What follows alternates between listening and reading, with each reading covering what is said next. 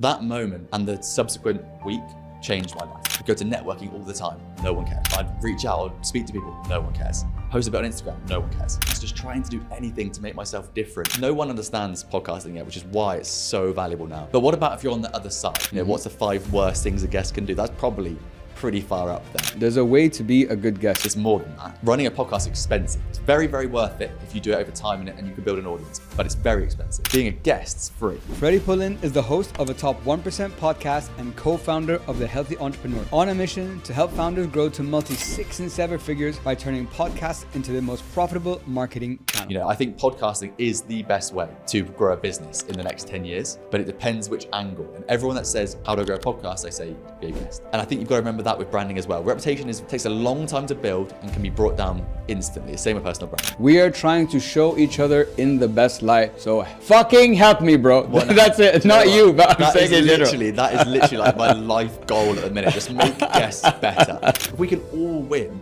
and then push money towards places that really need it, isn't that fulfillment? Isn't that greater freedom? Hey guys, welcome to another episode of Hope It Helps. And guys, today I have a very special guest on the show, someone who I've actually been following since he started his podcasting journey over the last few years, but we just never had a chance to, meet up. But here we are. Please welcome to the show, Mr. Freddie Pullen. Freddie, welcome to the show, man. That's amazing. I didn't know you followed. That's sick. I'm so happy to be here. It's such a cool studio and I'm excited for the topics you've got ready for us. Thank you, man. Thank you for your time. I really, really appreciate it, and for the kind words about the studio. So, Freddie, I've been following your journey for a while. You're popping up on my LinkedIn, which I know is a big platform for you. It is for me too. So that's kind of how I heard about you in the first place. And then when we got connected, I'm like, this is fantastic. Yeah. I've seen your content. I've seen how you are as a host. I've also seen how you are as a guest. So what I learned is sometimes someone might have a great profile that doesn't mean they're going to be a great guest. So I've had to do extra research, what I've learned over my course to do that. But you, from day one, I'm like, this has great content. He comes across, very well. And I know you guys now have the Healthy Entrepreneur Club, which is the podcast. I don't know what I would call it, but I know podcast guesting is the main thing that you guys focus on. But you'll walk us through, I'm sure in more detail what that looks like and all that. But before we get into everything, Freddie, what I want to do today is kind of talk about your journey, podcasting, the future, guesting. I think guesting is an area that is quickly picking up, that a lot of people still haven't realized the importance of. Before we get into all that, Freddie, why don't you give all of us a little bit of background about yourself, and we'll take it from there. Of course, yeah. I appreciate the kind words straight away. My name's Freddie. I've just turned 30, and for me, that's a big thing in my life. I know. Welcome. I know. My joints are hurting. Everything's difficult now. No one sees me as a child anymore. I've got some proper responsibilities. So I effectively grew up in the southwest of England. It's a town just outside Bath. My parents are both police officers, so in my household it was very much 9 to 5, and we had no entrepreneurial experience. It was just, let's try and get through school. Let's try and just get onto that conveyor belt and play it safe. I was very much pushed towards university because no one in my family had ever been, so it was like a thing. We could get to university. So I just went through. I went through the whole conveyor belt. I had one sort of gap between school and university where I just thought I can do something else. It turned out I couldn't. I tried little businesses here and there. I tried what I wanted to try, but it didn't work. So I went to university. I studied business management. I studied abroad for 6 months in France, just trying to do anything to make myself different, trying to learn language or experience new culture. I traveled a bit between into, I think, 20 or 30 countries just to try and see the world. I was working almost full time whilst going through university to try and afford everything. And that conveyor belt then spat me out onto a master's degree in economics because, again, they're teaching you all the time. This conveyor belt doesn't end. You need to keep doing more to be different. And so I fell for it. I went from there to a corporate job where I was an analyst for a company that had 200 plus pubs in the UK. So 200 million pound businesses, really. Wow. Pubs in the UK are like institutions, right? So everyone goes there all the time. Yeah. So I was working on the performance of these businesses. So I learned in an old school way how to run a big business and how to then manage these all together, how to market, but in old school ways. At the same time, I was sort of renovating properties with my fiancée, Antonia, just trying again to do anything to be different because I knew that my parents wanted me on this just normal conveyor belt, play it safe. My dad always said, before you're 30, you can take a few risks, but then you've got to double down, which is why I start with, I've just turned 30. I feel like now I'm taking more risks than ever, but I was always told not to. I went from there at that pub company to a company called Future, which was actually based in Bath, effectively where I grew up, and I didn't know. It's the world's largest digital publisher. So they've got 200 plus websites.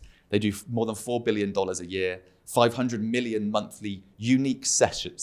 So that's not views, that's sessions onto a website from brand new people. Wow. We're doing $300,000 or $400,000 a day profit in my team. I was 25 running this team, and it was like, I don't know how that happened. It was just the incredible experience, the best experience I could have asked for at that time. My bosses were like 28, 29. It was a really fun environment. And I loved it. But in 2022, I was driving I wasn't driving. I was going from my newly renovated house in the village outside Bath to my parents-in-law house. Antonio was driving, and we were going over there because I was going to sign to be a trustee of a charity that they were setting up in their name to help less fortunate children in developing countries with things like food, martial arts, character development. And we got 5 minutes from our house when a car came round the wrong side of the road and hit us head on, flipped us upside down and put us into a ditch. And that moment for me resonates. It will resonate for my entire life. You imagine being hung upside down in your car, pitch black because you're in a ditch, airbags, smoke, your fiance's screaming, you're hearing ringing in your ears, and you're seeing blood. That moment and the subsequent week changed my life. And it will always be the factor that changed my life. We had no massive injuries that I can't walk today, but the psychological impact was huge. And so we went back to our house after being cleared taken out by the fire brigade, being cleared by the ambulance, being told to go home and go to hospital the next day because the adrenaline was covering all the aches and pains we had at that time. We walked back into our house. It was May, early May. So in the UK, it's nice, warm weather. We lived in a very safe place. So the windows were open. The dog, who was a year and a half old, classic COVID dog, was sat there. But the laptop was open. There was tea on the side, still steaming. I was going to ring my boss back in about half an hour. I'd stopped the call to go to meet my father-in-law. And in that moment, you realize you're in a time warp. You should have died in that car crash. That entire house had come back to life because we had our second chance. And so where I'm getting to really is within 2 months of that happening, we quit our job, sold our house, and moved 4,000 miles around the world to start a business from absolute scratch in late 2022. And now we sit here a couple of years later, and I think we've got to a point where we could say we've quote unquote made it. We've got to our point of freedom. The life that we have now is what I dreamed about 3 years ago. So that's sort of up to date where we are now. That's awesome, man. Well, thank you so much for giving us that context and sharing your story with the audience. I think it's very important for people to understand how did we get here. So I'm going to take a step back and kind of start from the beginning. Yeah. So you mentioned that your parents, I know, are retired police officers, over 30 years in the field, and you come from a small town in the UK. What I found interesting I listened to a podcast that you were on. I forgot what it's called, Millennial Masters. Oh, yeah. So I listened to that to get, context, for our discussion. So what I found interesting in that podcast was when you talked about you grew up in a very safe environment. An environment that is typically doesn't have a big appetite for risk by the sounds of it. Mm-hmm. Now, as you know better than I do, growing up, your environment shapes how you think, how you feel, and it kind of comes into the risk appetite that you might have. So I was playing around with this in my head. I'm like, okay, Freddie has achieved what he's achieved now as an entrepreneur. In that environment, it was super safe, so you felt that gave you the opportunity or the desire to take more risks. But at the same time, I could flip that and be like, if you grew up, let's say, in a household that was one of your parents was an entrepreneur, that would also give you a big appetite for risk. So I'm curious for you, when did it shift for you? When was that light bulb moment that you're like, oh, this is entrepreneurship and taking a risk is something that I actually want to do? I think early on, when I started little businesses, like I had a business called Great Gardens, where I just mowed the grass for other people or washed cars, or had a small t-shirt business. It actually came from a point where, because you're in so much safety, I just think I couldn't see the risk. I'm talking about being 18. So that wasn't a risk to me because I'd go back to my parents' house. I was in a fortunate position where what's the worst that's going to happen? There's still going to be food on the table at the end of the day. I'm still going to go to school the next day. So that was my early sort of experience. And I think as I was going through the sort of corporate ladder, especially in my first job, The next youngest person, when I'm 21, 22, was 50. Oh, wow. Okay. And so you're around Okay. people at the other end of their career spectrum. And for me, that was genuinely terrifying, because they were saying, you know, in 10 years' time, you could be on this much money and doing this. And I'm thinking, yeah, but that means I'll just sat over there. I can see where I'll be sitting in 10 years' time in the same office. And I started to get this fear of, you know, there's not a lot of difference in this life. And that, I think, was the changing point. I think if I hadn't have had that job, that 2-year span of working with people who are older, I think I would have kept on that conveyor belt for longer. You think so? I think I would, because there was never any risk. There was never any risk appetite. I wanted to change stuff, but I was always like, it's okay. This is fine for me. I'm enjoying myself. And then at some point you just go, there's enough friction to go, I need to make a change, which I think is the same reason people change jobs, right? It's very normal for someone to get to 27 to 30 and change jobs, because you go, I haven't achieved what I thought I would achieve by now. And I think I've always thought of myself as someone who can do more. I genuinely believe I can do way more if I just put my mind to it. And so I guess the defining moment would be when I was working a full-time job at the pub company. I was doing a full-time master's. So I had no time, no spare time. My friends always say we didn't see you from school until about 24, because I was just busy. And in that time, there was enough friction to go, either use it or lose it. And I started listening to a lot of personal development podcasts. I started reading books. You know, 4-hour work week comes to mind.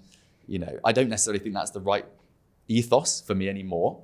I don't necessarily, agree with it, but it opened my eyes to what else is out there. Entrepreneur Revolution by Daniel Priestley as well. You just go, whoa, I could do way more than this. And these guys who are 30 years older than me think that earning 50, 60,000 pounds a year and having a company car is the goal. That's not the goal for me. My parents had always argued about money. There was always friction about money. Who's going to pay for this? Who's paying for that? I'm not living like that. Okay, so that's where it came Probably from. came Okay, from that. that's really interesting, because that's a very common thread that you hear with a lot of very successful entrepreneurs, that they grew up in households where, money was tight, so they couldn't, do things, advance things, get things, and that was the fuel that drove them to, build and grind and get successful, because they never wanted to feel that pain again. My parents, if my dad listens to this, he won't mind me saying, they fully overstretched, right? They were both PCs, police constables in the UK. It's like the first rung. So you go out and you actually solve you're there stopping the crime. They never progressed into different hierarchical management positions. They went and specialized. My dad did things like riot training. My mum did a lot of teaching and training. She'd go into schools, for example. And so they had a lot of vocational happiness and fulfillment from their jobs, but they never went up. And what that meant is that they had more responsibility, but the money stayed very, very similar for that 30-year career. But there's obviously inflation. You've got 2 boys. There was a lot going on in the world, and they overstretched by buying a house that they probably shouldn't have bought. It's middle England, very normal house, but they'd have had more disposable income if they'd gone for a house that had maybe supported or been supported by their average salaries, maybe slightly above average salaries. And that is the thread that I just always remember. My first ever money that I spent on business was with a guy called Jason Greystone. And I was taught by my brother-in-law, learn wealth creation before you learn business. Because people make money quickly and they have no idea what to do with it, like a lottery winner, and they go back to absolute ground zero. And so I learned wealth creation. I learned how to manage money, how to invest, how to look at asset classes. And I just wish my parents had done that, because that stress that they caused me as a young person, it's not their fault. They're going through life for the first time like we all are. That was, I think, a massive point for me that I will always remember. And it's deep in my heart where I go, I don't want anyone in my family to ever stress about money. I want to find our version, and I'll quote unquote that if you're listening, of freedom. Yeah, I think you made a very good point there about finding your own version of freedom. Mm-hmm. And it's funny, when you're on the podcast and you're talking about, people think about entrepreneurship like this magical thing. You have freedom of time, which you do. You have the freedom to move how you want. But at what cost? Yeah. There's no one size fits all. There's no everything is rosy on this side. And the thing is so funny. People have a misconception, and you explained it perfectly, which is people think, so I left my job to go because I wanted freedom, and ended up starting my own business and lost all that freedom completely. Literally, I work so many more hours now than I did before. Exactly, but. So this I'm happy we're on this point, because this is I think this is the interesting point. It does it because I think how it feels to you on a personal level, just like with me building my business and this podcast to you, yes, it's a lot of work. Yes, it's a lot more time. I think, but that sense of autonomy, and the sense that, yeah, it's a lot of work, but this is 100% coming back to me, is the thing that gets you through, I think, those difficult times. 100%. I think, there's so many frameworks around entrepreneurship and how different things work and what you can do. And the way I just see it is that I work very much in sprints. And so, yes, you might work more hours than anyone else this week. But maybe in 6 months' time, you could have a bit of time off. And people go, well, 6 months' time, that's a lot of time to work. But the more difficult my life is, the more money we make in the short term. Obviously, you can't do it forever. For me, working with we've got a remote team. They're in the UK, South Africa, US. If I can make their life positive and if I can make their experience positive so that they love the vision and the mission that we're on, and I lead from the front with that, that already means that we're getting so much more value from what we're doing. And everything that we're doing goes towards us.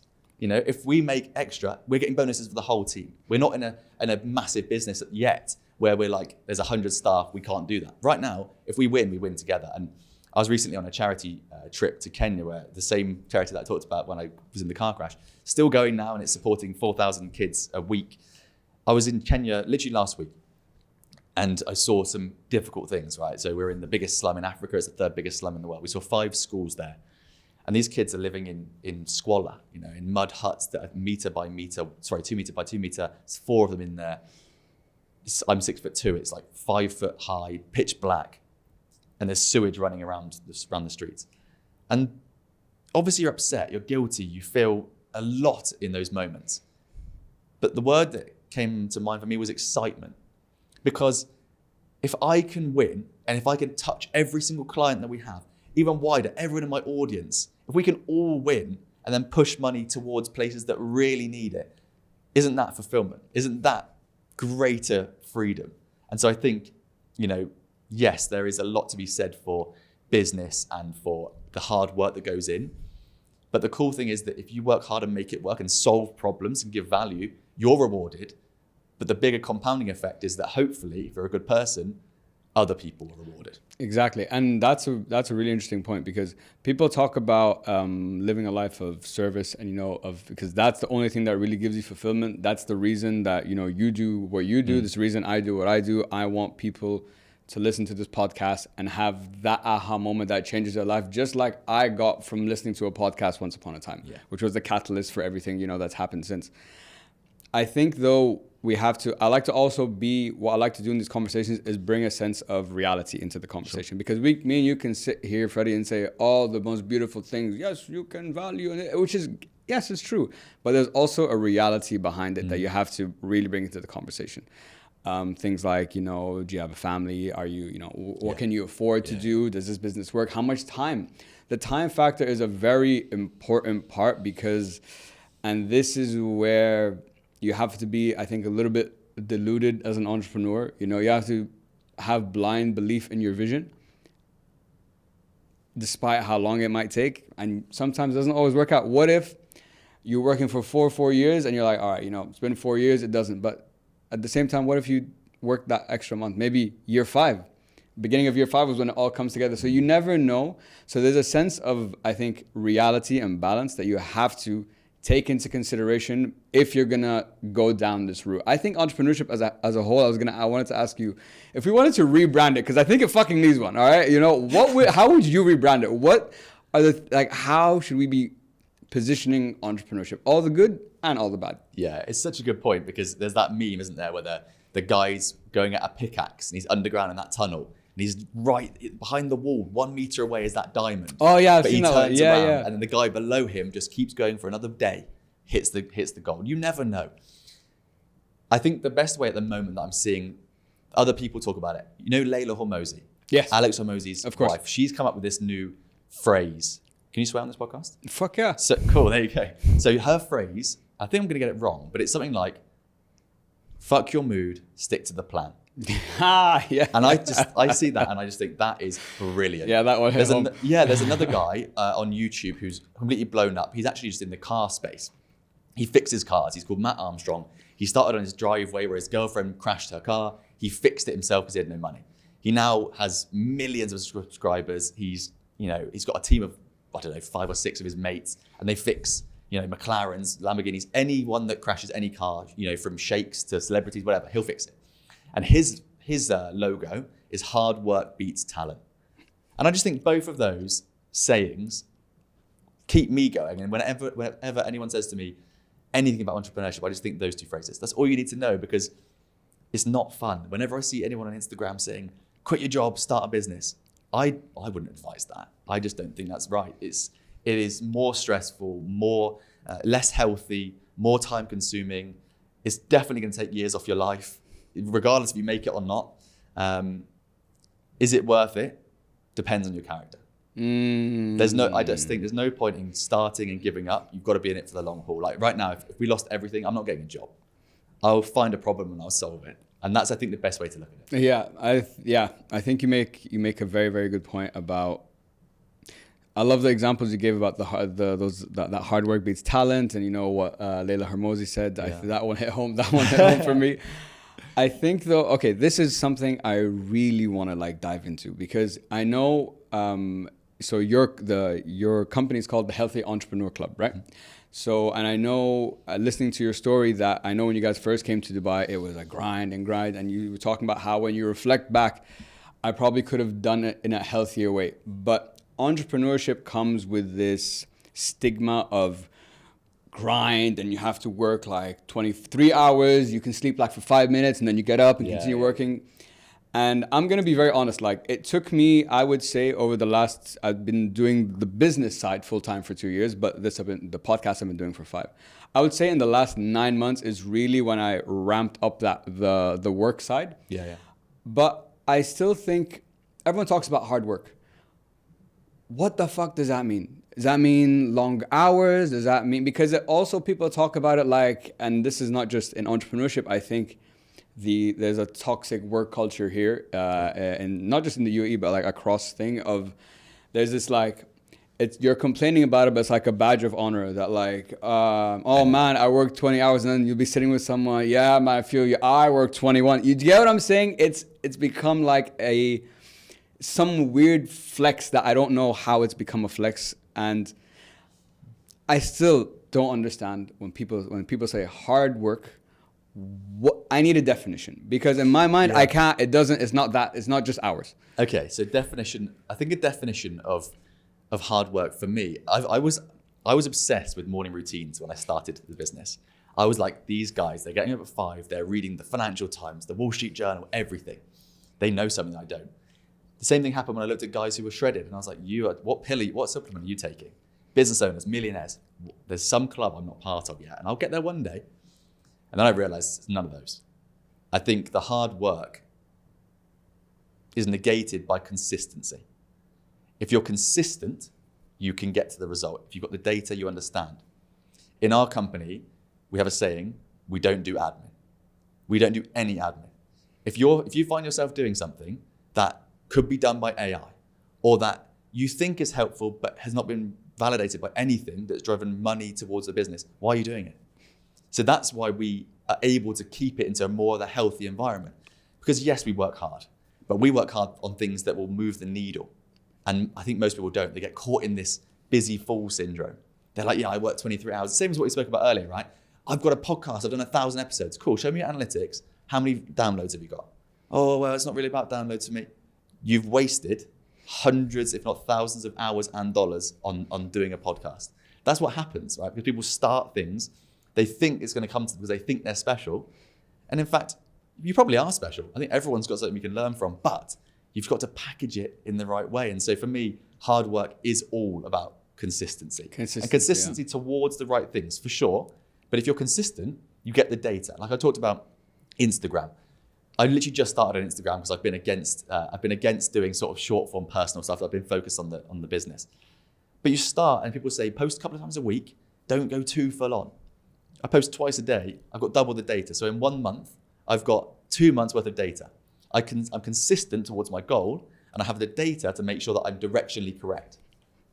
I think that answered your question towards that's what hard work is to me. Yeah, it's from what I understood from you, it's putting in a consistent effort into the things that matter most, and obviously over a significant period of time. And this is kind of where the personal branding aspect, comes into the equation, because podcast, personal branding, it's like almost like a match made in heaven. I really agreed with what you said, that long form content there's no higher authority that you can get than being on a podcast, because it's long form content. People get to really understand the person behind the title. Yeah. They get to connect with you, and like you said, you can leverage on lots of different audiences. Now, you made a very key point when it comes to personal branding. I love the example you said when people might reach out to be like, hey Freddie, could you get me on like Diary of a CEO, and I'll pay you whatever the fuck you want, Yeah. And when you said it doesn't work like that, I think personal branding has become a buzzword, but I loved what you said, that it takes time to build your personal brand. I'm going to use myself as an example. Yeah. I've been posting on LinkedIn for 5 years. I'm just posting my podcast.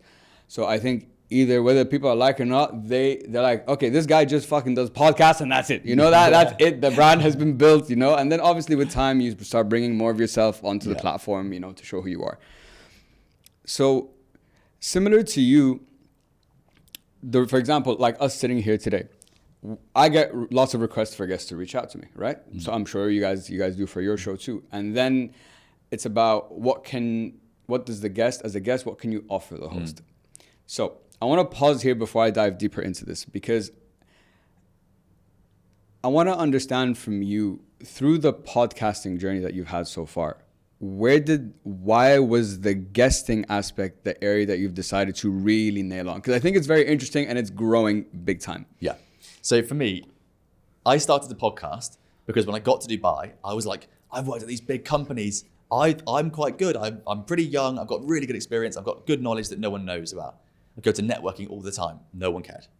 I'd reach out, I'd speak to people. No one cares. Post a bit on Instagram. No one cares. Start a podcast because I was like, well, I need a way of efficiently making content so I can spread my message that I know a thing or two. I promise.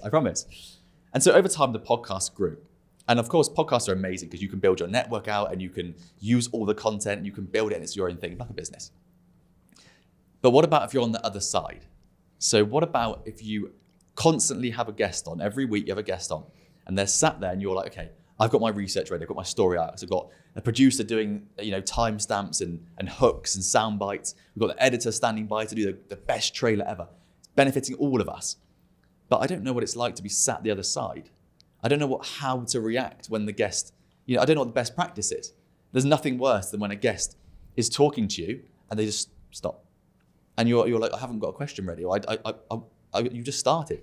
How do you know how to get better as a host? So it started off because I wanted to get better as a host. And then I realized it's more than that.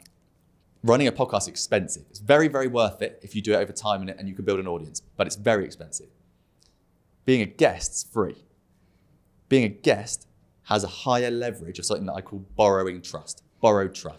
And this is the part that I think is really important. There's 3 power moves in the next 5 years. AI, of course. Paid advertising. It's going to change, but you've got to be very good at it. And long form content. So what's the best leverage for long form content? Borrowing trust. If you borrow trust from people, so for example, if you come on my podcast, for example, we have a certain number of listeners a week. So 5,000 listeners that download the episode every week. If you come on, exactly the same as what I'm doing here, my audience trust me. So if I bring on a guest and they are good, they're halfway there. It's like in the UK, where, in the harvest, when you harvest crops every year, you're at the mercy of the rains. Because if it's a bad rain in England, it's not going to stop for 6 months. You're going to have no food. And they say that well sown is half grown. It's the same with podcasting. I like that. If you can come on and you're already trusted by the host, you're halfway there. Then all you've got to do is learn how to speak with, value, insights, report. Like you said, have congruency to how you show up. If someone's listening to this and they go and see my Instagram and my LinkedIn and my podcast, and I've got an American accent and I'm really, really showing off in front of a Lamborghini, no one's going to trust me. No one's going to be that disconnect. Like what's going on? There's no disconnect. Sorry, there is a disconnect. Yeah. So it's about building that out for me. That's why there's a change. That's why we need to be looking at podcast guesting or long form content as one of the power plays. You know, I think podcasting is the best way to grow a business in the next 10 years, but it depends which angle. And everyone that says, how do I grow a podcast? I say, be a guest. Everyone who wants to be a guest, I'm like, okay, have you got a podcast? Yeah, do both. There's so many ways to do it, but it's about long form familiarity. That's what I think. No, you made such a great point about leveraging, you know, you're borrowing authority, just like what we're doing right now. You're borrowing mine and I'm borrowing yours. You know, that's how we have built our shows, because that's what you do as you start bringing certain guests on. You know, your profile grows, the network grows, and then your guest list becomes, I'm talking for people who have podcasts, your guest list becomes your personal brand in a way. Exactly. Because everyone's gonna be looking around and be like, why the fuck are all these big, well-known people going on Freddie's show? Why are they all coming? Like, why? It's, you're getting authority by association. Thank you. That's the word, by association. Now, this is where I wanted to have a little bit of a debate. Go on. Okay, so I agree with you in the sense of if you just want to get started, yes, 100%. Being a guest on podcast is the low-hanging fruit that the leverage you get in terms relative to the time you're going to invest. Fantastic. Yeah. But I believe personally, there's a limit to it. I think there's a certain point that, okay, I would want to know the person more about, I want the person to be the star of the show rather than me just being the constant guest. Because as long as I'm a guest on all these podcasts, great, getting exposure, I'm learning from people, networking, very good. But that's if I'm looking at personal brand in terms of depth, that's phase one. Phase two, I would say, if podcasting is something you want to do, that's where you start really coming into the conversation. That's the next evolution of that. That's why I say this has in terms of, maybe not a finite time in terms of how useful it is, but a finite time in terms of before you get to a point that I think you really need to build a personal brand on that. So what we call our sort of methodology is the echo engine. So you're right. So you go on podcasts, and the greatest risk to podcast guests or guesting in general is that you go on a surface level of, we say, 2 hours of podcasting a month. So that could be one long one, 4 short ones, 2 medium. If you say the same stuff on every podcast thinking, well, it's going to go far and wide, over time, like you say, it's going to become fatiguing. So what you need to do is make sure that you understand your pillars. You need to understand your sound bites. You need to understand the evolution of whatever's happening in your industry, because you cannot say the same stuff. And this is really prevalent in the life coaching industry. Yeah, they say the same stuff again and again and again. And guess what the next life coach is going to say? Very similar stuff. And so it's just fatiguing. If you listen to podcasts, and one of the most annoying things for me when someone wants to be a guest or a host is when they say, I don't listen to podcasts. Okay, well, you're never going to do well. But if you listen to podcasts, you are not going to have a guest on these big ones I'm talking about, so Rogan, Diary CEO, Modern Wisdom, top 0.5%. Yeah. You're never going to have a guest on that's like business expert or health expert. You're going to have the glucose specialist or the marital divorce over 40 specialist or the email marketing 3-step. It's going to have to be super specific. And I think that's how you do it. I think to stop the fatigue, you've got to be very specific with what you talk about and make sure it's grounded to your super leveraged personal brand, which shows your actual depth. It's the same as like a funnel, right? They come in with top of funnel. It's the cheapest, easiest way to do it is some sort of free lead magnet. Bring them in and put them through maybe some short form content, some emails, get them to long form. If they listen to you for, it's the Google 0 moments, right? 7, 4, 11. If you can get them to watch 7 hours worth of your stuff, you are going to have a sale or you're going to have familiarity. How many TikToks or Instagram reels is it going to take before you get to 7 hours versus how many podcasts, how many YouTube videos, how many guest appearances? It's going to be quicker, isn't it? Yeah. So that's the way I'd look at it. Yeah. I like how you described it as an echo engine because it is, and the point you made, I didn't have the terminology to explain what I was talking about, but that's the word fatigue. You know, I'm bored of seeing you on different podcasts saying the same shit. But I've also realized, I'm sure you've realized this as a host too, for example, me and you are having a conversation right now. There's a lot of stuff you don't know about me. There's a lot of stuff I don't know about you. So there's a lot of stories I've said millions of times that are they're very pertinent to this conversation, you know? So there is some that you're just going to have to, it's just how it is.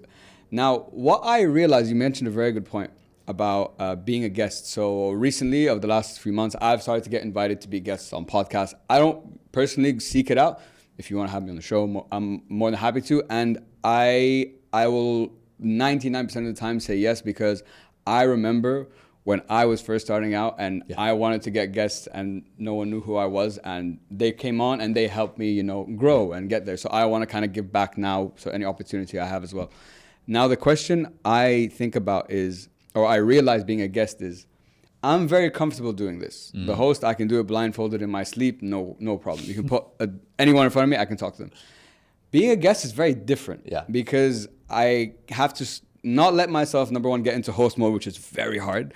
And number two, how I come across is crucial. There's a way to be a good guest. So, and I just actually, the timing of this conversation is perfect. Today's episode that I just released is with a communication expert. Cool. She's an ex-BBC presenter, over 30 years of experience, and now she teaches people how to become better communicators. Amazing.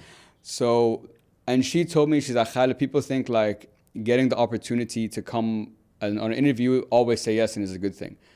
But she's like, for example, her show was broadcast to 200 million people. Wow. So imagine, what if you went on that show, you're like, yeah, I made it, I'm on the BBC, great. What if you give a shit interview? How do you think, so now 200 million people are gonna lose credibility in you, are not gonna trust you, are gonna take it away. So I'm so sorry. It's okay. Come on, guys, sorry, someone was ringing the fucking door, wouldn't stop. Anyway, back to the conversation. So as I was saying, there's a way...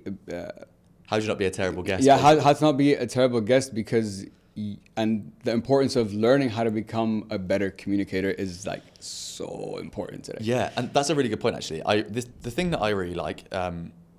when you talk to communication expert, one of our clients is a communication guy who currently teaches all the NASA astronauts how to communicate better in space. Oh, sick. And so he speaks about you need to speak slow, because there's obviously Russians and there's, I think there's actually UAE guys, MIT, Yep. And obviously loads of Americans. And he's like, you need to speak slowly and softly and try to enunciate. The way that I look at it for podcasting, which is going to contravene these guys, right? These experts. I'm not an expert in communication. I speak quickly. My dad speaks quickly. I have a UK accent from a certain place that you would only understand if you were from the UK or if you've been there a lot. If I speak on this podcast, like we touched on earlier, in a different British accent, if I slow down and was like, hello, my name's Freddie and I'm from London. As soon as you find me somewhere else, in the streets or whatever, you've lost congruency. So I think you've got to speak, you've got to be aware of who's listening. So it's going to be a global audience, maybe slow down, but still stick to who you are. Because I hate when you get people that completely change because they've been taught by a coach. So I think that's a really interesting point. The other point actually touches on what you said earlier about trying to be a good guest. And you said someone would come to us, for example, and people would say, can you get us on Diary of a CEO? Or I really want to work up to Joe Rogan. I think people miss the point. You make the money on the way up, because ultimately going on podcast is driving revenue. Podcasting is driving revenue to your business. If you think about it as vanity metrics to become famous, you're in the wrong game. Yeah. We're looking at driving this as a revenue driving marketing channel. And so if you think I want to get on that channel to drive revenue or to drive leads, you're already wrong. You make the money on the way up. That's how you stop yourself from being a rubbish guest at the top, because you start at top 10% shows. Maybe they're getting 200 to 500 downloads an episode. They've probably got an audience span of 10,000. So you can still get in front of a lot of people. But if you mess up, you might be able to say to the host over Zoom probably, can we just cut that bit out? Or can we do it again? I'm really sorry. Or you can just make mistakes and no one's really listening. So it's fine. You might get a couple of leads or whatever. You can still use the content. Then you work up. And I think you don't jump ahead. So give yourself 10 episodes on top 10%, then work up to 7.5%, then 5%. And obviously there's loads of shows in between that. You can use, Listen Notes, Raphonic. Go and check out how these shows are doing. Go and check out, these companies that are checking on the SEO of podcasts. Because yes, you should say yes to a lot of shows. I would say yes to a lot of shows, but also without, you don't want the ego of saying, no, you're too small for me. Because in reality, exactly, that's what I was afraid of. I wouldn't worry about it. Look at the host and make sure the host has got a decent background and audience. Make sure they're going to ask good questions. You can watch some of their previous shows.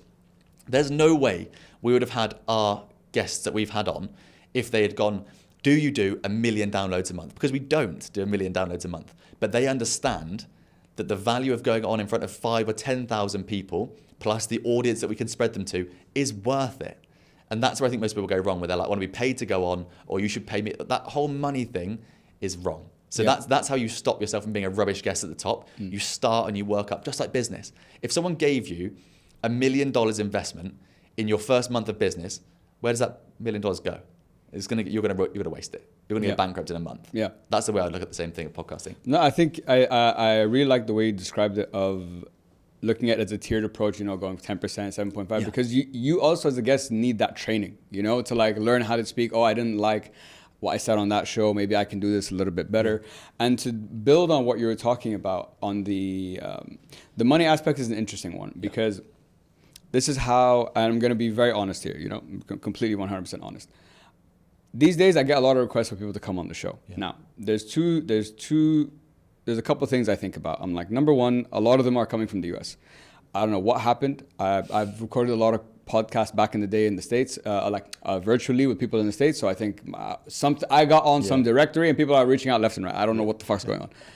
But I don't like doing virtual recordings anymore. I know you don't like to do them either. And number two, I don't know I'm really interested to see how you approach this, because for me, if I reach out to you to come on my show, I'm never going to be like, hey, Freddie, love what you do, would love to invite you to the show. And you tell me, hey, Khalid, would love to come. All right, great. It's going to be 10K. You're going to be like, what the fuck are you talking about? It doesn't make sense. Now, the other way, if you're reaching out, this is how I think. This is when you're reaching out to me to come on my show. Obviously, I'm going to look at your profile. I'm going to look at what you do. That's step one. Before I even think about anything else, is it going to be virtual? Is like all these things. So the reason, for example, you guys reached out to me, to come on the show. The reason I said yes is because it's a perfect example of everything you talk about. You had a strong personal brand. You had a lot of content. I've watched your content. I was familiar with you. I've seen the quality of guests you've had on the show. So, and I think this is where the disconnect people don't understand. I'm like, what's happening right now is because of everything you talk about and what you've built for yourself. But if you reach out to me, even if you have a big audience sometimes, I don't always want to speak to you. And I've put in a lot of work to build this show and to build my, my audience. So if you want that, in my head it's first like, no, but if you want that, I'm going to charge you, and I'm going to charge you a good amount. Yeah. So, because otherwise it's just not worth it for me. That's how my mind kind of works now when it comes to the pod. If you reach out to me, because if you reach out to me, I know what you want. Yeah. It's very clear, I know exactly what you want, and you'll try to sell yourself, I have this and that and whatever. But a lot of people have this and that. So I'm just so curious to hear how you think about it. Yeah, so for you, what's more important, episode cadence or value of guests to your loyal audience? Of course, value, always. Exactly, right? So I would happily miss a week's episode or do a solo episode or whatever and say no to someone coming on because I respect our audience too much. And I think by doing that, again, congruence, they respect us. Yeah. Because if you put someone out who's not good, it's just going to be rubbish. And also, going down the paid route, we've done 1 or 2 episodes that were paid a long time ago, and they're not on the channel anymore. They're rubbish because as soon as someone pays, they're like, right, well, I've got a right. Where's my coffee? And they want to speak about their stuff. And if someone comes on, imagine if I'd come on and just said, I just want to talk about my services today. That's what I'm here for.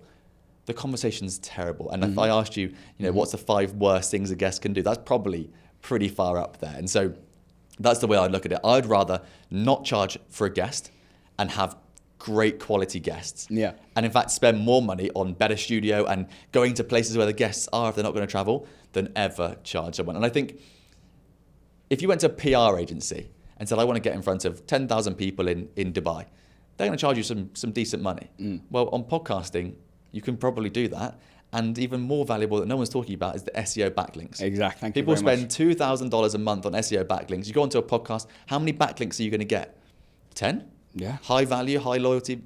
no one understands podcasting yet, which is why it's so valuable now. Exactly. And I want to build on what you were talking about earlier about the value of the content that's what's the most important, and that's how you kind of adjust the guests to it.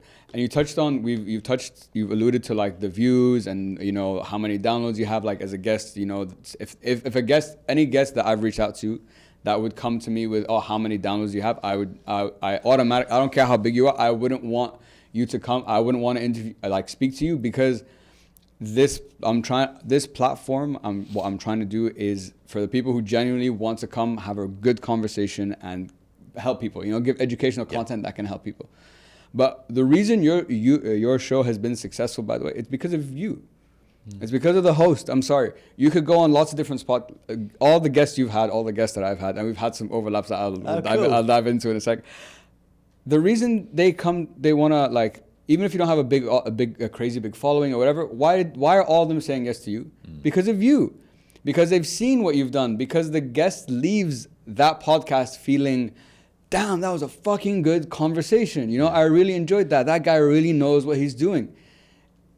There's so much intangible value in podcasting that unless you're in it and you've tasted it and experienced it yourself, when you speak to companies and whatever, and they just come with that very analytical, very numbers, this download, yeah, you know what I'm saying? It's just they really don't get what's going on. No, have you had Kelly Lundberg on? No, I think I reached out to her. Yeah, but, you should. Yeah, so she was really cool because she talks about personal branding. Yeah. The angle that she went for, and she's the only person that's ever asked beforehand to the team, what colours are on the set and which colour should I avoid, which I thought was a really clever point. And the point of the conversation was really, people don't understand that your first reputation is when you first walk through the door. So what should you wear on a podcast? That stands you out as a personal brand as well. And so, yeah, people come on in suits and they come on with an agenda, and I just think they are completely wrong. If I'd walked in today in a suit or a vest, both angles, you're going to be like, he wants to talk about this, or he wants to talk about that. It sets the tone. And I think I've got a post going out today which is going to talk about when a guest walks into the room, in the first 2 minutes, maybe even less, you know how the conversation is going to go. They can come in and they can turn the whole conversation off, or they can come and really liven up. There's a few examples which are wrong, but we've also had multi-millionaires with hundreds of thousands of followers on, but we haven't put the episodes out. And I've had to ring them and say, that's not going to go out because there was no value in there. You didn't add any value. It was a narcissistic rant about how brilliant you are. How does that help anyone? That's not interesting and it's not valuable. So where do we go from here? And I think you do a great job of it. But as a host, you've got so much responsibility to your audience, because they could be listening to us now on a treadmill or on the way to work, or they could have just gone out for a meal. They could have just found out that something's happened negatively in another part of the world. I just think it's brilliant because you're in the ears. And like we were talking about earlier, yes, they discover it on video, but they're probably going to listen from audio only. So yeah, I've gone on a massive tangent there. No, sorry. That's fine. It's still we're right on what we're talking about. And in that, I'm happy you brought up that example of, and I respect that you actually, there's some content that you didn't put out. I historically, at least even to this point, I don't think there's an episode I've never put out. And the reason I haven't done that is because I think there's a twofold approach. I'm a person that's very critical of myself. So on one hand, it's like, hey, that wasn't the best, but you gotta post it and use it and get better. Use it as get better from it. But I think what you do is I really respect that you have such a high value on that you wouldn't put it out. So there's no right or wrong, it's just different approaches. And number two, when I look at podcasting, I think I have a very biased view because I'm in love more than anything with this part, the hosting part, and becoming a better host, asking better questions, a better communicator. So even if the guest wants to come on and talk about all those, about himself and whatever, and I've had guests that can talk for fucking ages as well, I always, at the end of the day, I'm like, it's always my responsibility to make this good. So you could be a guest and be like, you're shit, not you, not you at all. But you could be a shit guest, and it's my job to make this good. Okay. You know, that's how I kind of operate from. Yeah. What would you say are the worst things a guest can do, from your opinion? I think the worst thing a guest can do personally is, I think if you talk too much without saying anything, I think it's useless. You know, I think you could have summarized what you're talking about into like a more, that point could have come across much easier. Sometimes you want to bring extra context in, so it's very situation dependent, and sometimes it's great and sometimes it's shit. Yeah. And another thing is, if you're just giving me like one-word answers, or you're not willing to engage in the conversation, you know, like, I love guests who make my life easier. You know what I'm saying? Like this, for me, our conversation right now, this is a piece of cake, you know, because you're a great guest, so it makes my life a lot easier, which makes the overall content better. So, and I think that's the thing people miss, is like, in this episode, in this room right now, in this space, we're a team. We are trying to show each other in the best light. So fucking help me, bro. That's it. It's not you, but that is literally like my life goal at the minute. Just make guests better, because it is so annoying, isn't it? When they come on and they're just like, I want to talk about this, and they just stop, or they're rambling. I always say 3 to 5 minutes as a guest. Don't go beyond that, because you're probably not saying any value. Do you know Diary of a CEO? Right? Yeah, so he's like the benchmark. So it's the biggest podcast in the UK. 50 million downloads a month. They do charge some people to come on. It's a different model. They do? Some people. Oh, okay. Yeah. Oh, interesting. I just never knew. 3 episodes a week. Yeah. High quality. They've got a studio in London, LA, New York. They record in 15-minute segments for a 2-hour podcast. They do 15 minutes. They stop, they reset, they go again. Because they tested and they said, there is no way even the best speakers can speak for 2 hours without a break, without a realignment, without a coffee. That's how they do it now. That's how they break it up. And you think about the difference between Diary of a CEO when you listen to it versus Rogan. In Rogan, they go out to the toilet. They can have coffee breaks, whatever. Diary of a CEO, it's value, value, value, value. You're almost like, whoa, it's so much. I'm fatigued from the amount of value. It's because it's broken up. And so my mentor is a guy called Dan Priestley, who's been on there, I think, 4 times now. Yeah. And he was like, 15-minute segments. They preview you the day before. They'll agree with all the talking points and sound bites. Then you start 15 minutes. Okay, thanks. Thanks, Freddie. We're now going to reset. Can we now go on to this bit? Stephen's going to set you up here. I'm assuming I'm going on. I'm not going on, but no, not at all. It's first of all, I didn't know that. I didn't know that's how they that's the structure that they go with. They don't trust guests. Yeah, they're the best ones in the world. Yeah, honestly, you know what? Fair. I appreciate what they're doing. I appreciate the level of detail they go into. Is honestly, it's inspiring to me. You know, like when they talked about how just changing the oxygen level in the room or something does that. Yeah, like all these little tweaks that I'm like, fuck, I appreciate all these little 1%, you know, that you guys are doing. Do I like that format? Do I think it's the way I would ever run my show? Maybe not. And that doesn't mean it's the most efficient way and it's the right way. I love a conversation should be like this. It should have the mistakes. It should have some good moments, some bad, because that's what a conversation is. It's not like interesting for 5 hours. It's normal. Yeah. You mentioned Daniel Priestley, so just to give you a little bit of a side tangent. So I've met Daniel. Cool. So I attended, Chris Doe, obviously I know you had him on the show as well. Yeah. I attended his workshop here in Dubai. I think it was maybe a year and a half, 2 years ago. So, and I know him and Dan were closely together. So he came and he was giving the workshop. One day was sales, one day was personal branding, and that's where I met Dan. And he was explaining about his the scorecard, the score app, yeah. And Chris, I asked when I was at the workshop, I asked Chris then and there, would you be my 100th guest at the time? You know, and he was very kind and he said, I don't have the time now, but when I get back to LA, I'll do it. And he did. And amazing. And he's. Chris, if you're watching this, I don't think you are, but if you are, much love, man. And I like what you talked about in the sense of what Daniel was saying of how he answers even questions. You say he starts with like a hook and a power line, he pauses, and then he comes in. So like you're kind of, you know, like, what's he gonna say? Like you're engaged. You kind of have to. And over the last 6 months, this is where my workflow has had to change a lot, working with my YouTube coach, because I had to start kind of operating from this kind of mindset, in the sense, I need to have the packaging ready for the episode before I even record the episode. You know, do research on what are the most pressing questions, for example, in our conversation in podcasting, or have an idea of what the thumbnail and the title is going to be, and work, you know, backwards towards that, and create questions that will give me those sound bites. You know, like, the biggest mistake in podcasting, let's say if it's on a short, boom, and then Freddie's going to come in and, you know, explain it. But it's storytelling and learning. It's a hard thing to do. It really is. I mean, a good example that I heard recently is that View Stats is completely fraudulent. You know, View Stats is Mr. Beast's software for YouTube.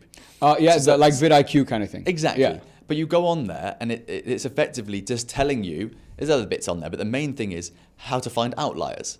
So if someone's got a channel with 10,000 subscribers, they get 1,000 views a video, and then one video goes to 100,000, it finds that for you, because that's an outlier. And people are saying, well, why am I paying for this? I can find it myself. And he's like, of course you can, but it will take you hours, whereas this does it instantly. But the point is that he's making is that you just need data.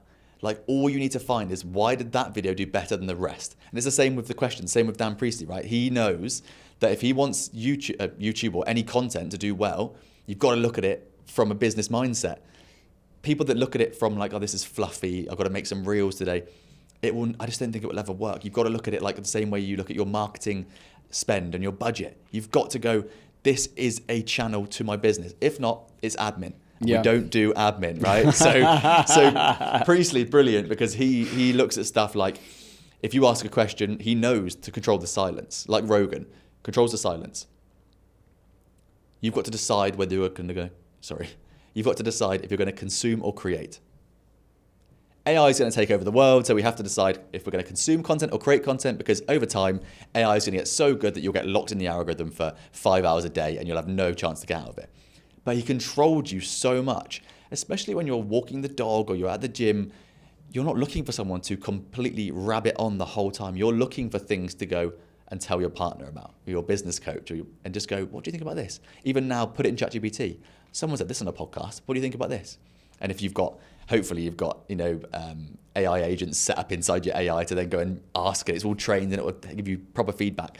That's what he's doing. And I think that's what the best guests do. Yeah. They don't just come on and speak for hours. And that's why I guess Diary of a CEO are looking at it a bit in that segmented way, because it's how a business mindset would set something up. Yeah. And on the point, you made a point there about the marketing. Now, marketing for me personally, that has been, I would say, my Achilles heel throughout my entire podcasting journey. Okay.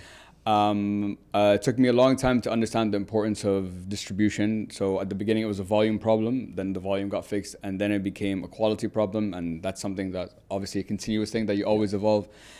But the positioning of the podcast took me a long time. I'd say only this year, maybe beginning of this year, was when it all kind of came together, and I knew what the podcast was for and the vision, and it was clear, and I could speak it very proudly. But I think this is what has, my opinion, what has set Diary CEO apart is that marketing piece. And now I know you come from a marketing background working for Future, which is the world's largest digital publisher. So I'm curious for you, like what did you take from that? Because I know you have also like a 6P framework, if I'm not mistaken, which I'd love you to walk us through. What did you take from that? And how have you brought it into the podcasting? Because I think that on a personal level, besides that you have now the bank of content, over 100 episodes, that has been your key differentiator from my perspective. Yeah. So the cool thing about working at Future is that it was organic digital marketing. So it's all written content. It's all buying guides, like what's the best Dyson Hoover? It's all written. So there's no paid ads towards it. It's mainly SEO and storytelling and congruency and consistency. So I didn't come from a background of like, you can put money towards stuff, because we know you cannot grow a podcast through paid advertising. It doesn't work, because like you said, you have to buy into the host and the guests, probably the host more. So one of the main things I learned from Future was how to build loyalty through written content. Obviously AI can help you with this now, but you still need to have some level of understanding, and story arcing for me is the main thing. So how do you take the key angle from the podcast, from the person and the guest? How do you go through their story and then tie it back? Once you can do that, you've got the episodes, but you've also got the clips, you've got the shorts, you've got the newsletter. Once you've got all of that together, you can obviously put it into some sort of ecosystem. So ideally, you've got the clips that go into the shorts, that go into the full episode, video or audio. Then there's a newsletter, and then we do now breakdown. So I'd have a guest on, and then maybe if they're good, I'll break them down and go, this is why they were good. Or maybe I'd go and just talk about what they spoke about. So if it's marketing that I've never heard of, I'll be like, okay, this is what we learned.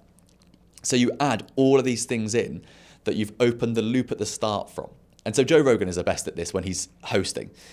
He opens up intrigue loops all the time. So if he's like, could 100 men beat one gorilla? They'll have a bit of a conversation. At some point, it's going to become, it's going to be a closed loop because they're going to agree, probably, that 100 men probably could take a gorilla. That's my opinion. But as soon as that happens, he's going to go, what about 50 men? Immediately open, and you go, and he does that with everything.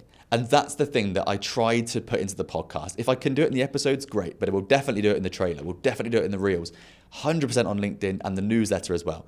So you're going to start, it's just a framework, right? You're going to start with a hook. You're going to open a loop. You're going to close it, open it, close it, open it. But the whole one is inside an entire story arc as well.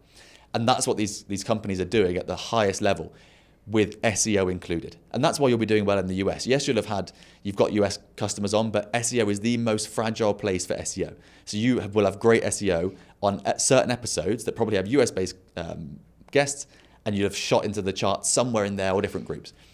And so for me, that is what I took from Future and put into podcasting. And that's why LinkedIn does well for us. That's why the newsletter does well. And more so the podcast audio. And now we're looking at Instagram and YouTube. And it will be the same thing. You just got to learn it, what's working in 2025. It will change next year. Yeah. That I think is what I learned and why it works. Yeah. I think you made a great point about intrigue loops that I didn't really pay attention to, in the sense of why why I like some shows, why I love Joe Rogan's, I love Diary of CEO too.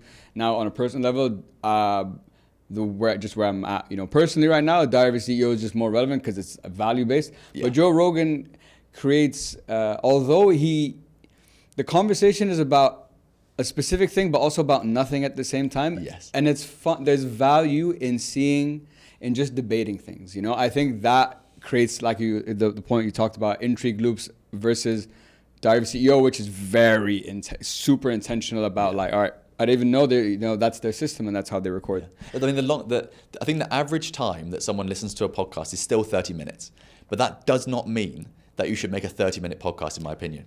You should make a longer podcast. An hour to 2 hours is perfect. You know more than me. You make podcasts. You've got some great clients. But what I would say is that they're listening for 30 minutes, and then they're going to decide if they're going to listen on at a later point. Because usually a podcast, you're walking the dog, you're maybe on the treadmill, you're doing something that's probably half an hour. You're commuting, half an hour, maybe an hour. And that's the part that people don't quite understand. With Joe Rogan, for example, you can sit and listen. Modern Wisdom is another example. You can sit and listen, and you're not actually listening. And that's why he does that, because he wants you to be sat in the room with them. I think where people go wrong is they're like, right, we're going to put out a half an hour podcast episode every week in our suits, and we're going to talk about recruitment. Let's go. Okay, also to be a good recruiter, you do this. No one's listening to that. You just think it's credibility pieces. But actually, you need to create longer form content and open the loops. What's going on in recruitment this week? How should I dress to get a job? There's so many loops you can open, and people don't ever get that right. No, dude, that's such a great point. And to build on what you're talking about, I agree with everything you said. I think the format of your show is very important. What type of show do you want? For example, in like this show, for example, and your shows, it's educational, it's a conversation, and we want to dive into the nitty gritty and like get value just for our audience and for ourselves. Yeah. So I'm very, very, very, very, very personally against, if it's this kind of show, I'm very against putting a time limit on. If it's up to me, if it's my choice, I will never say put a time limit. Yeah. Why? Because, for example, the only thing you can't get back is time. So you, for example, Freddie, you have come here, you have given me your time, right? So as a host, I should, number one, do my research and prep, and to respect that time. And since I have you here, and of course, if the conversation is good, shouldn't we try to get as much value out of this as we can? Not just for shorts and whatever, but just for each other and for that long form content. That's how I like to operate. But the questions I get all the time, how long should it be, so I'm like, guys, like you can pick, if you want, let's say if it's like a news show, okay, you can have like 7 minutes news every day, fine. Okay. That in that context it makes sense, because it's quick, but if it's a conversation, that's what has made podcasting what it is, not because it was 30 minutes, because this is what the conversation was. It's so true, actually, because also I'm pretty sure if you look at the top 10 podcasts in the world, there's Rogan is number 1, which is conversational, but it's long form, relaxed. I'm pretty sure the rest are like crime and comedy, right? And then there's obviously Diary and Modern Wisdom are right up there, but the top, I would say 5 to 7, other than Rogan, are all really relaxed, aren't they? And they're probably not 2 hours, they're probably a bit shorter. I completely agree. It comes down to whatever you do, whatever you want to do, and what your audience wants. And I would also add to that, I think, try and be a bit different. Like I was talking about earlier, like we've always used a similar studio, since going from one studio, or like our home studio basically, to a professional studio. I think you've got to think about how you can make it slightly different. Because if I see someone else using our studio, that gives me a bit of stress now, where we've got these guests on and we're getting this many views, whatever. I just think there should be something different. And so I really like the guys that Chris Williamson, for example, does his movie versions where it's completely different. And then he does some that are just sat at a table and you don't really know what to expect. On the contrary to that one, you've got Rogan, which is always in the same studio, or Diary of a CEO, which is the same studio but set up in 3 different locations because they want familiarity. I think, again, you know better than me, but I just think do what you want and just test stuff. Again, data. Yeah. It's all, as much as I've tried to fight data for years doing this podcast, I realized in order to get better and take it to move on to that next stage, I have to look at it because I need to know what the fuck's going on. Otherwise, I'm just saying things and having ideas without any context, right? Yeah. So only on YouTube, for example, we started to really dive into the analytics, understanding click-through rates, intros. Why is the intro so important? Trying different types of intros, some with me talking, now more of the trailer movie stuff, but just because the data is just saying that that's what people are looking for, that's what's getting us more views. So all right, just gotta go through that. This is literally to our point earlier about why I love long form, and I wasn't really into Instagram, because that exact point there, you can make the trailer really good for the first 3 seconds and you'll get someone to watch a trailer. Getting them to then watch an hour and a half podcast is completely different. It doesn't translate. It just alerts the people that like long form, there's a new long form out, and they'll go and watch it. Yeah. It's very difficult to get someone to go from short to long in a short period of time. It takes time. Yeah. I wanted to kind of take everything we've talked about podcasting. I think it's been a really interesting conversation from my side to debate certain things about guesting and so on with you, and how interesting to see how you think about things. I'm always, learning a lot in these kind of conversations. Now, I wanted to link this back to the personal branding piece, because if you're whether you're a business, whether you're an individual, I tell my clients and the people I speak to, why the benefits of a podcast are multi-factor. But I want to link it specifically to the personal branding piece, because I think there's still a big misconception when it comes to podcasting and personal branding. Like, me and you understand it because we've done it and lived it, but to others you tell, hey man, start a podcast, it'd be really great for your brand. Oh, why? What would I talk about? All that. If your personal brand is all about who you are, what better way to showcase who you are than by having a podcast where you can talk like we're talking right now, and people can see, this is how Khaled thinks, that's how Freddie thinks. You know what I'm saying? So I think there's still a disconnect in that link. I think personal branding is even deeper. I think, like you said earlier, personal branding is a buzzword for trust and familiarity over time. And to me, someone who's got 1 million followers on TikTok or Instagram because they danced and made a fun of themselves, it's not personal brand. You've just got people laughing at you. And that's fine. You can still monetize it. But I know people here that have got millions of followers on YouTube and Instagram who struggle to get by. And I know people with 5, 10, 15,000 who are multi-millionaires. And so, I told you earlier that my family, we grew up where my parents, they just had a very average jobs, and we always had money on the mind. What I didn't tell you is that when I was 5 years old, I was given a 30% chance of survival. I was incredibly ill as a young boy, and so I spent a lot of time in hospital between the ages of 5 and 11. A lot of time around adults. So when I went back into the school system, and I was a bit smaller and I was not as confident, I hated being around kids. I wanted to be around adults again. And I'd learned to speak to adults, but I learned to ask them adult questions. Because all day long you ask them, what's the weather like? How are you? I didn't want to be around kids who are messing around. And so that made me mature incredibly, incredibly quickly. And then you go back into school and you get bullied because you don't know how to swim. And you're not as big and you're not as strong. And you don't understand the latest things that are going on TV and in cartoons, whatever, because you've missed it, because you've been ill. And so over time, that made me an unconfident person. Someone who I never wanted to be famous, quote unquote. I never wanted influence. I will never be an influencer.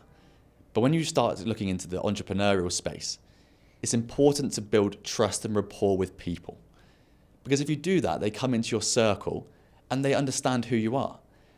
But I'm not the kind of person, and I never will be, who will stand in front of a Lamborghini in Dubai Marina and I'll flash the money and say, come to me and we'll make you millionaires from podcasting. It's never going to happen. Because that's not me, and I'm showing congruence with my lifestyle and how I've grown up and how I've been brought up and what is deeply important to me, which is my own happiness, which is happiness around me, because I've seen twice in my life what almost death can look like. And so if I show you that, if I explain to you that, and it's only the second podcast I've spoken about that, and it will never happen on short form content. It will only happen when I trust the host. And it will only happen when someone's got 45 minutes into a podcast. That gives a level of familiarity that someone who now meets me or sees me, they know something about me that most people don't. And I think that's what personal branding is. If you can build a bond with people, yes, there's obviously benefits for everyone if they build a personal brand, because AI is coming and we need to build that familiarity, that rapport. We need to be the face of our businesses. But I think it's more than that. We spoke about charity earlier. Like, there's so much benefit in just being you and understanding and having the confidence to say, whatever I think, whatever I do, people do want to see, and that I'm probably not the only one that thinks and does it. But I might do it in a slightly different way, and it might benefit that person who's one step behind me, in front of me, around me. So that's what I think personal branding is. Well, first of all, thank you very much for sharing that story. Even as you were saying it did develop a deeper connection, that I have now in this conversation, because I understand you more, understand why you think the way you do, and how things throughout your life have transcribed to to the person you are today. And at the same time, I love what you talked about, the trust. That's what it is, because in my head, I always, I think maybe caught up in the personal branding buzzword, maybe being aware of what that final outcome is, which is the trust, but not being top of mind. And one thing you've said that's been very important, I think it's one of the key, probably pillars of personal branding, is congruence. Yeah. That's showing up. So the Freddie I see on a podcast, the Freddie I met for a coffee, the Freddie I meet in this business meeting, this is the same guy.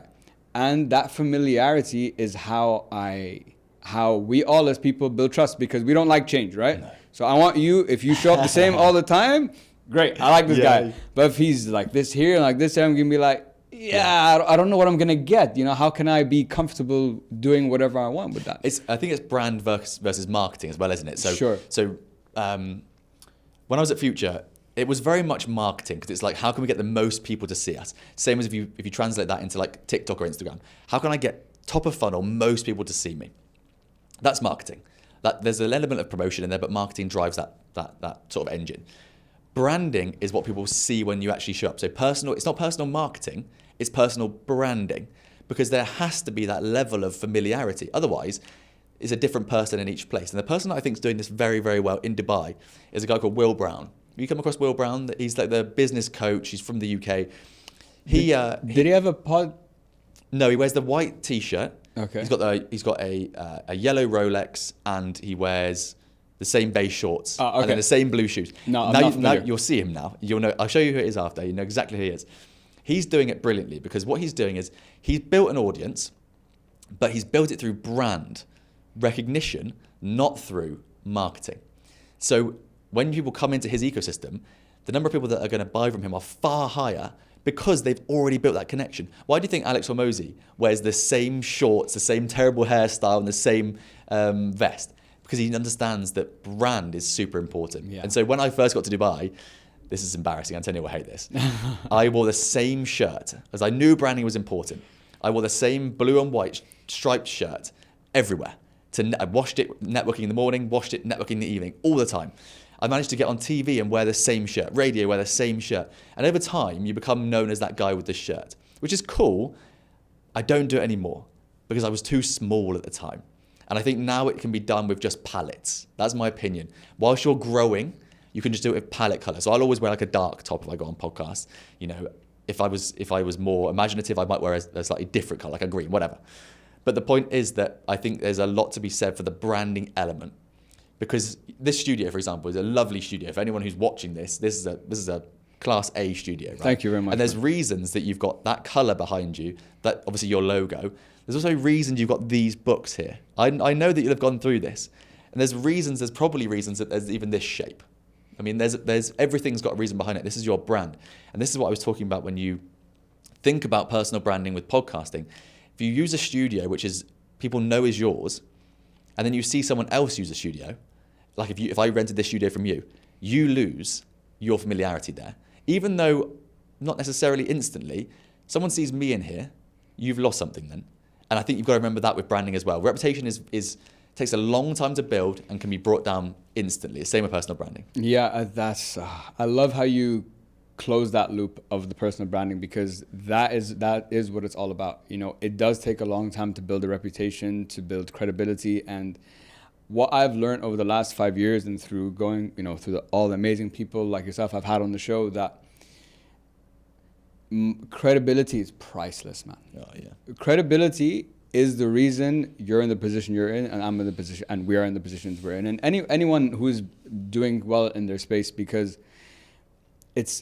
you can't put a price on that. You can't put a price on someone having a good perception of you. And what I've learned through these conversations is perception rules the fucking world, man. You know, if someone has a certain perception of you, I could tell you, I think Khaled's an asshole, but he's making like $100 million. I'm not, by the way. But like, you know what I'm saying? I don't know, it's a nice flat. It's nice apartment. You know what I'm saying? So it's not like, it won't matter. My performance is never going to matter compared to how people perceive me and what people, you know, say about me. Now, you're going to have haters. You're going to have haters. It is what it is, you know. There's two bits to that I think are really, really key. The first one is I judge people a lot by how they treat people around them, especially people like waiting staff. You know, if you click your fingers and you're like, get me this, get me that, I will judge you really hard on your character.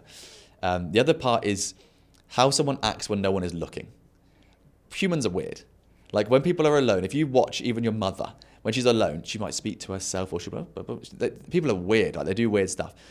But if you think about it in the way we're talking about our values and our philosophies, what we stand for, how we work, how we show up, how we even dress to a certain point, how we hold ourselves, I think that is incredibly important in the whole branding space. What do you do when no one is looking?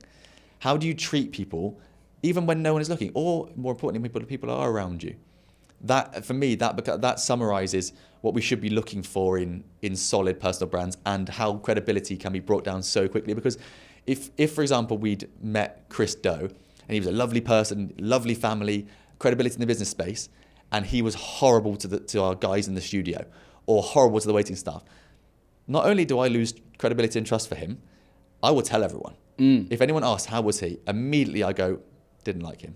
And we're in the podcast space right now, but sure, this happens for any entrepreneur. You know, the podcast space is amazing because I think that podcast hosts are the best connected people in the world. If you want to get into a network, get close with some podcast hosts, because I genuinely believe that I, probably yourself as well, I'm only one connection away from any guest I want in the world. Because you just think about who knows who, and people know more people than you think.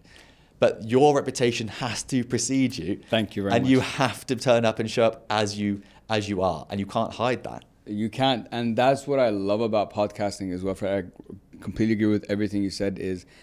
Why I love this medium is because there's nowhere to hide. You know, whether you like it or not, our values, the way we think, you know, the person we really are is going to come out at some point in the conversation, you know, because I might maybe ask you a question that triggers that. And you're like, oh, this is what I think of it, which might, do you get what I'm saying? So you can't, even as a guest, you can try to put up like a face that you are like this kind of person. I think on visual platforms like Instagram, you can do that incredibly well. But when it's a podcast and it's a conversation, you can't. There's nowhere to hide. No. And the real you is going to come out. And if you have no insight or no credibility and no value to give, it also comes out, right? If you haven't done what you say you do, like Hormozy would say, the best way to build confidence is just to stand on a mountain of value, like literally find some proof that you've done something, which is why he says work for free until you could do something. It's the same with podcasting. If you want to be a podcast guest or a podcast host, whatever it might be, any medium really, people are going to spot you, especially in long form content, if you haven't done what you say you're going to do. Because you're going to show up and you're going to try and speak for an hour. And as a host, it's not easy, but it's not that hard to spot incongruence and just go, you said that a minute ago, and now you're saying this, and you're trying to create sound bites. People can learn the PR game, but they can't hide their actual reality, right? It's so funny. People see straight through, especially the successful ones, because they've been through this. I think it's really important. I always think it's really important for me to look at people in the business space. I'm talking just really about revenue now, who are ahead. 1 step, 2 steps, 1,000 steps ahead. Look at what they've done and look at what they would say about me if I were to ask them, or if they were to speak to someone in confidence. What would they say? Yeah. Would they say he hasn't got a clue, he has no money, he has no credibility, this guy said he was horrible? Because then you just lose everything. And what's the point? What's the real long-term value piece?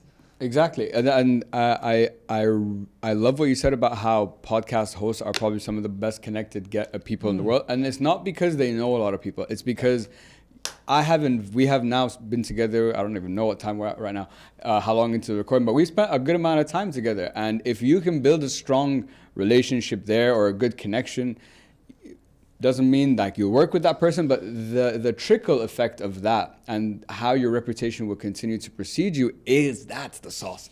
That's what it's really, like really, really, really all about.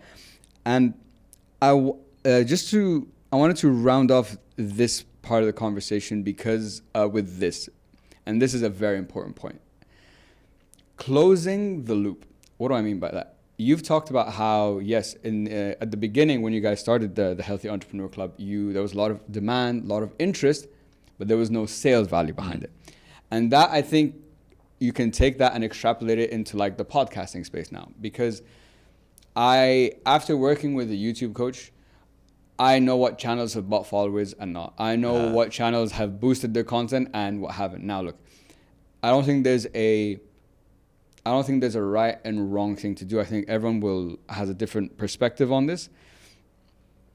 The reason me personally, I haven't done it, for example, for my show is because if I'm looking at this long term and I've inflated like my numbers and whatever, maybe some opportunities might come up, but how good is the quality of that? Do you get what I'm saying? And I think this is the part like where I need to start thinking about now, like my next evolution in this podcasting space, which is to going from just an audience to now building a community. Mm-hmm. That's like this next, level up, I think, in this space. And I know you guys have a newsletter that you give out every week, the Healthy Hustle as well. And what I learned also working with my YouTube coach is, as we were talking off camera earlier about all the different ways with like platforms and whatever, you need to understand how they work. Besides all the storytelling, content, ideation you need to do before. He's like, why should you start a newsletter? I'm like, I've always been on the fence about it, but he's like, with a newsletter and when you build a community, you now have control over, for example, how many listens you're going to get an episode. Because like we were saying, you could do everything, but you're going to get to a point that you're at the mercy of the algorithm. So how can I take back this control? So I'm curious for you, how did you close that loop, taking it from interest into having something that now translated into sales, which comes then into the newsletter and creating that like ecosystem of how things run? So I think that's a really good point. Like, why would you let the algorithm decide how many people are going to listen to your stuff? You want to take the control and put it into a place. And we recently did a cull of our newsletter. So we had about 11,000 people on. We took 1,000 people off because they weren't reading it. So we want it to be really highly valuable, right? There's no paid traffic in there. It's just, did you listen? Did you go on the newsletter? In the same way as our framework for my assistant who books podcasts. I think the framework used to involve has the person got a number of followers, have they been on a certain number of podcasts, have a number of things, whatever. That has completely changed now because of the guests that we had on who had a number of followers and we weren't sure if they'd bought them or not. And you get them in the seat and they've bought them. Because like I said earlier, they can't say anything. There's nothing part of it. And then it comes back to the conversation about what are we really doing here? Are we here to build influence or are we here to drive revenue? Because if you want to build influence, you can go down to the Burj Khalifa. You can take all your clothes off and you're going to get influence pretty quickly. You're going to go viral if that's what you're looking for. If you're looking for views, people are buying followers. Don't do that, by the way. No, do not do that. People are buying followers. They're buying views to cover up that they bought followers. What's the point? What are we actually looking for? What's the end goal? Again, this is all about growing a business. There's no point in just looking at it as just, I need the views, because you'll get well known and you'll make nothing. And then you'll stop and everyone will ask what happened, didn't work. So the way we want to do it is we want to drive people towards a newsletter or towards something, right? And so for us, it's become fairly easy because yes, we started it as, we want this to be a way to give people our understanding and our frameworks of business to grow in a healthy way. It turns out people just want one thing. So they just want to understand one thing at the top of the funnel, which is how do I use podcasts to grow my business? So we lean into the guesting side because that's where I believe it's easier. It's easier for people working with entrepreneurs to spend their time and to build their personal brand. But in the back end, there's tons of stuff. We can do all the stuff from email marketing to reviewing the episodes, to funnel building, to copywriting, to AI. There's loads in there. There's confidence, there's fitness, everything in the back. We have coaches that cover all of it. That's where the value is. But if you talk about one thing and you solve one problem to start with, people are drawn in.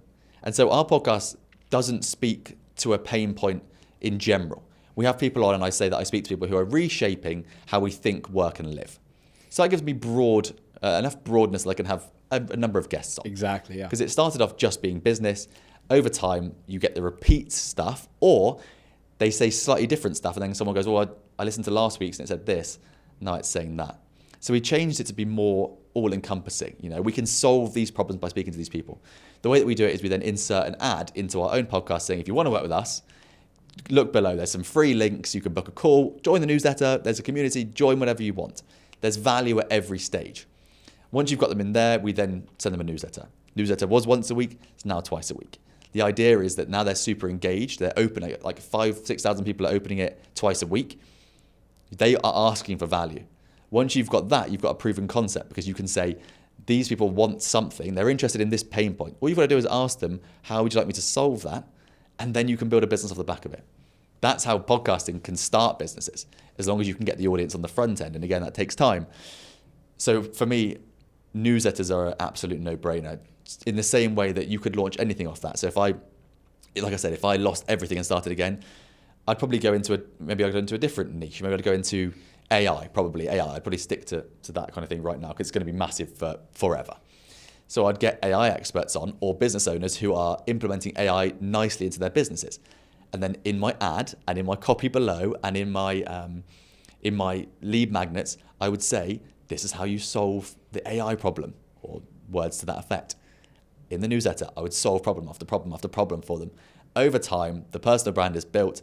They can't help but buy from you, even if they saw a meta ad somewhere else for something and they go, I do need to buy that, but I'm going to go back to Freddie. There you go. And that's how you do it, I think. Yeah, and I think that's the point that I think everyone misses out on is that second part of delivering value at every point, so that when you enter my ecosystem, you're more inclined to come. Not only from a podcast perspective, but now extrapolating on that is that next layer of any future business product, whatever I want to market.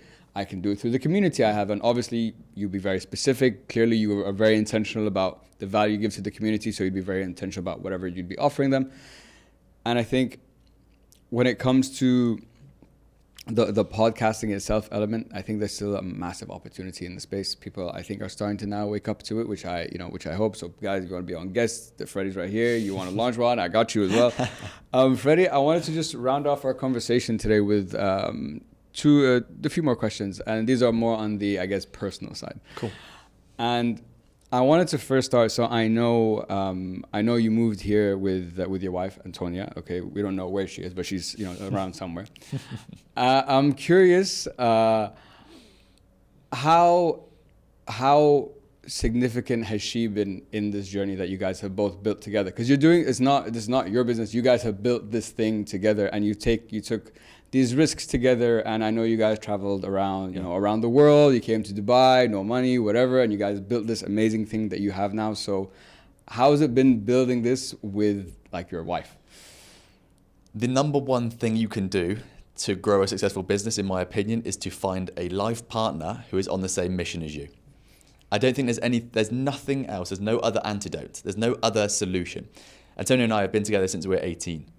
So we have grown up together. We know everything, right? We've traveled to 40 plus countries together. We've been through university together. We've been, we've renovated houses together. When everyone was out partying, we were painting walls, fitting bathrooms. I was mowing the grass, building fences.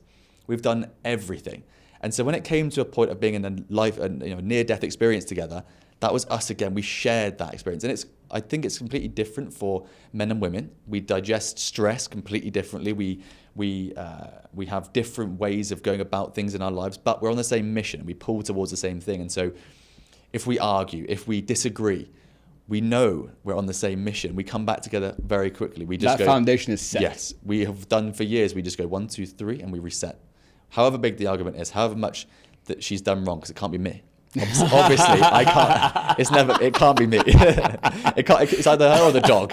Anyway, the best thing is to have that partner. If I was in a situation now where I'd moved to Dubai and I was also turning 30 and thinking about having to go and have relationships and meet people, there's so much risk there that I wouldn't find someone who is pulling on the same strings as me, the same goals.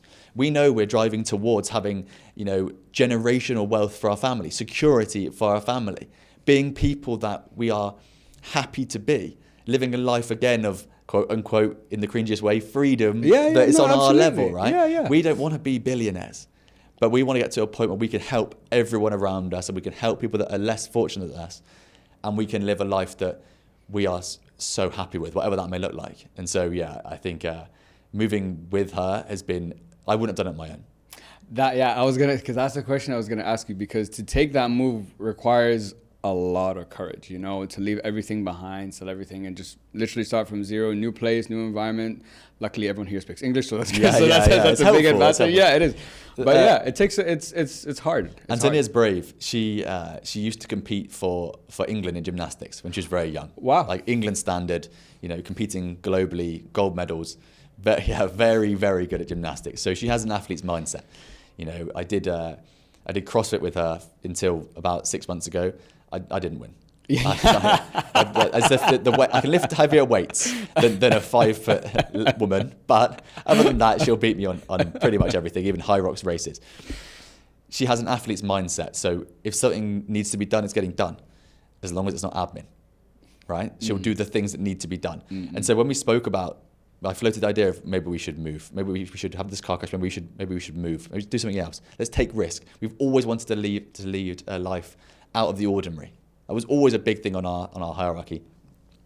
And if she had said no to that, that's immediately something that doesn't sit right. If I want to take a risk from a family, it doesn't take risks. If I want to lead a different life, I knew that she wouldn't say no. In the same way that if she's like, I think we should take some money, fly somewhere, have a reset, I'm like, you know best. Because we're pulling the same way. No, 100%, and it's very heartwarming and wholesome to hear how you talk about her and the experiences that you guys have had. In every relationship, marriage is always, I think people compliment each other. You hope that you bring out the best in each other and the worst sometimes, it is what it is, but it's all good.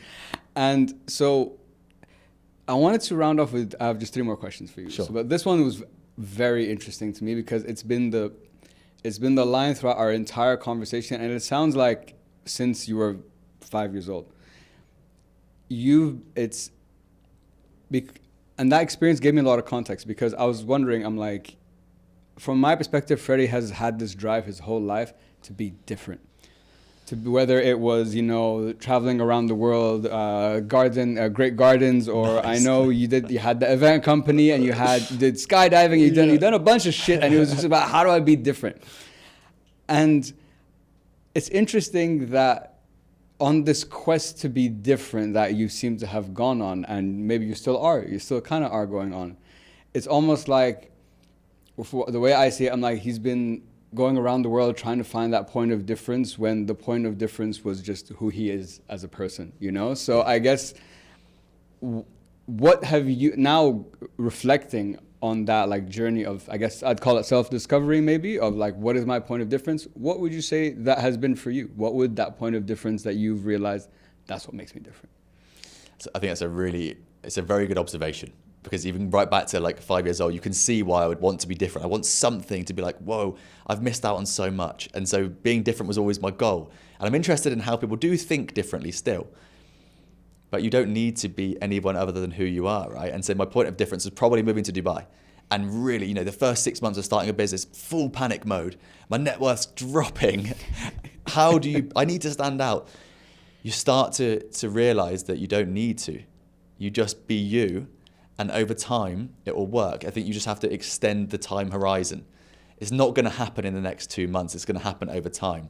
I think there's not many things that I'm good at in this world. But I think I have good EQ, and I think I have good judge of character. And so I can see through a lot of people. I understand if someone's manipulating or someone's playing their own games. And so from having met hundreds of founders and worked with hundreds of people and been to some cool places and met some cool people,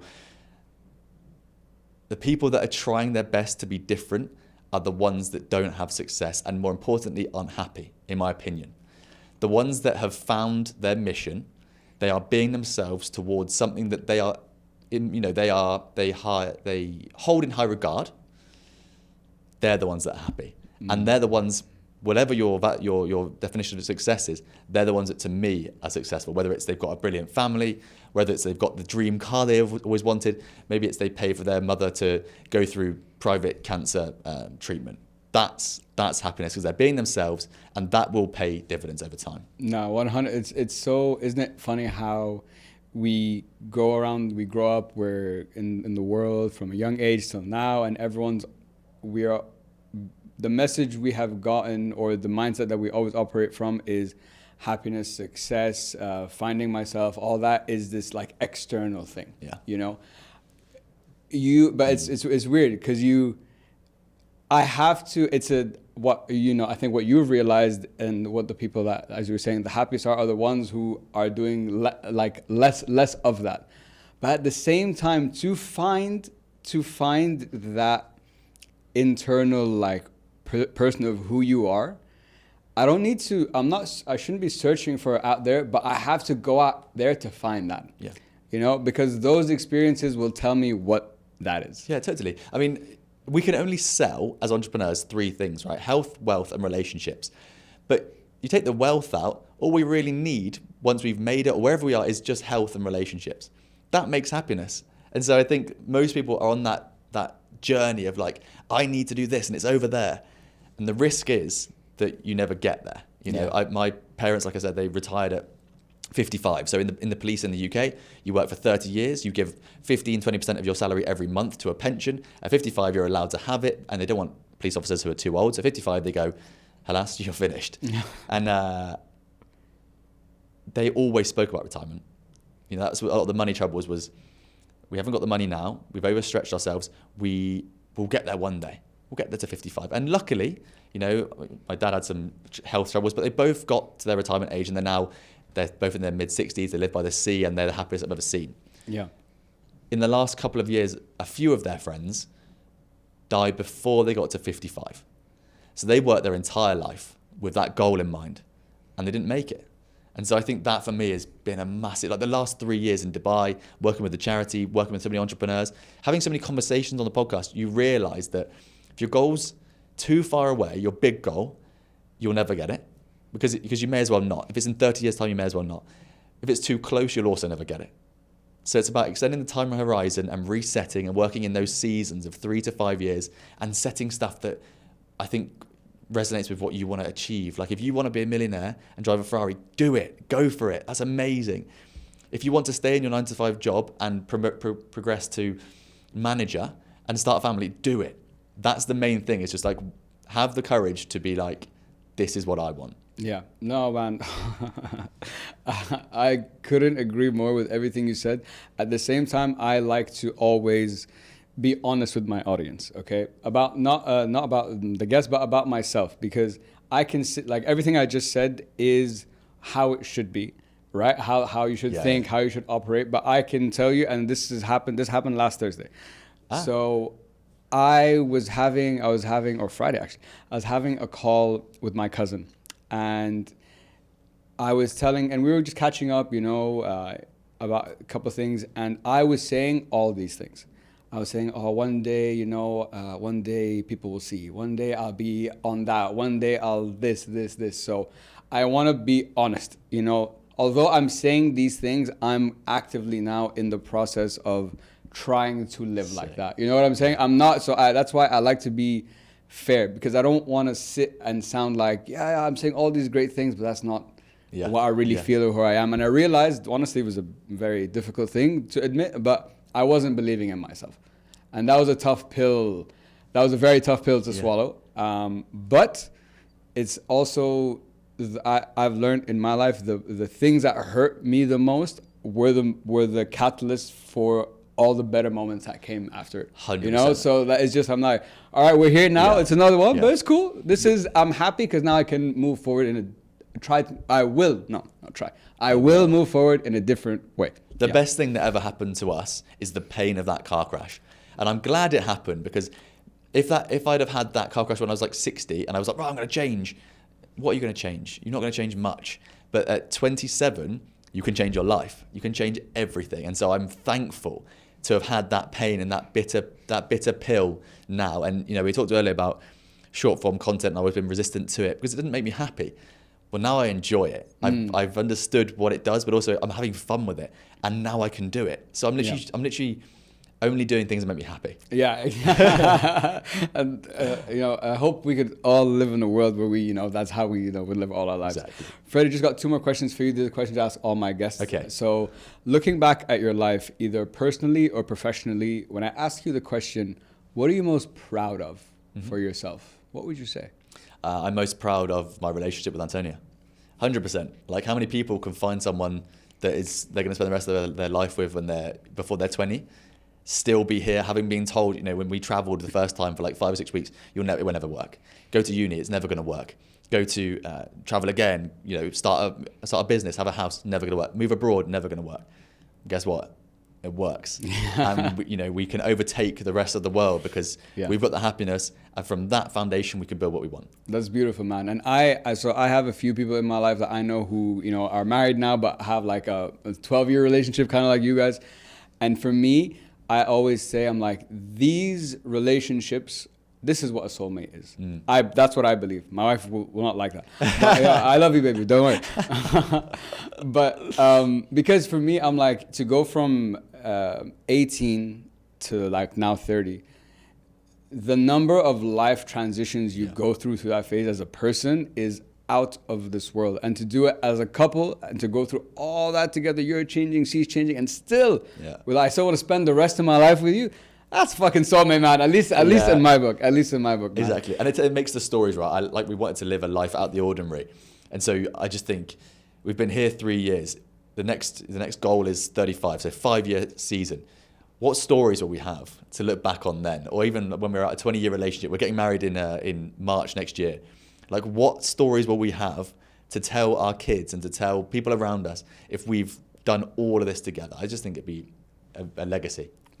Closing the next loop, as you say, as you nice, put it. Exactly. I love that. And for my last question, Freddie, what is the message you'd like everyone to take home with them today? Good question. The message I think you should take from this conversation is to find the courage to start.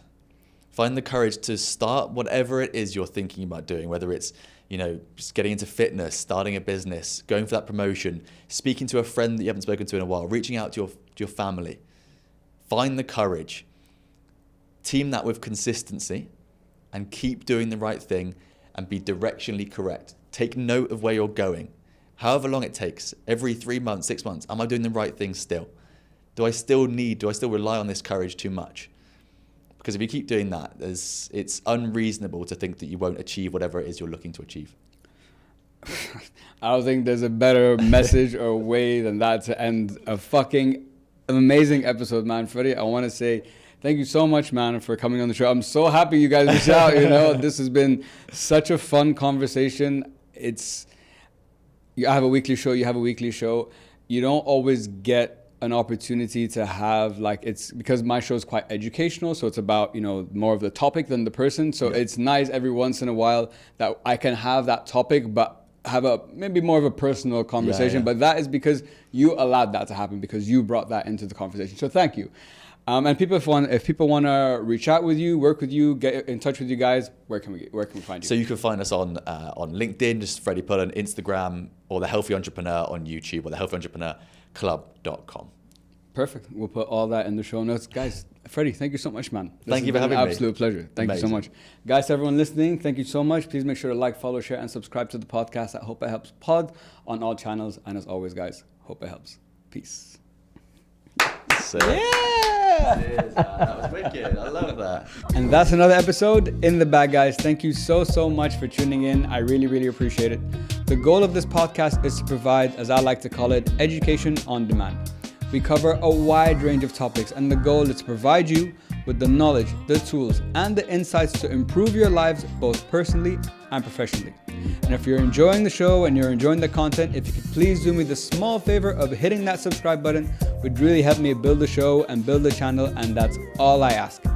Stay tuned for more inspiring conversations, bigger guests, and as always, guys, hope it helps. Peace.